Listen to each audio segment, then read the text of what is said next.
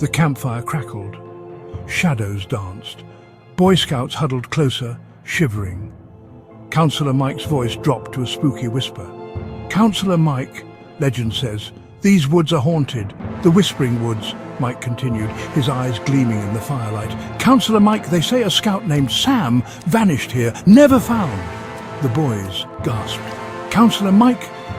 "Some say Sam still wanders the woods, whispering for help." A log snapped in the distance. The boys held their breath. Sam, Mike explained, was a brave but reckless scout. He dared to enter the woods alone at night. He was never seen again. "Counselor Mike." They say the woods whisper his name, calling out to anyone foolish enough to listen. The boys shivered. Eric, the youngest scout, scoffed. He wasn't scared. He was brave. He'd prove it.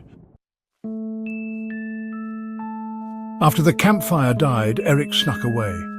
He entered the woods, the darkness thick and heavy. "Eric, just a silly story," he muttered, shining his flashlight around. The trees creaked like old bones. The wind sighed through the leaves. Then Eric heard it. A whisper, faint but distinct. "Help me," it hissed. Eric froze. His blood turned to ice. The whisper came again, closer this time. "Help me," the voice whispered right behind Eric. He spun around. There in the pale moonlight stood a boy. He was about Eric's age, with torn clothes and dirt on his face. His eyes were wide and pleading. "Help me," he whispered again. "I'm lost. Eric S. Sam?" Eric stammered, taking a step back. The boy reached out, his hand cold and ghostly. "Help me," he pleaded, his voice a mournful wail. Then, as quickly as he appeared, the boy vanished.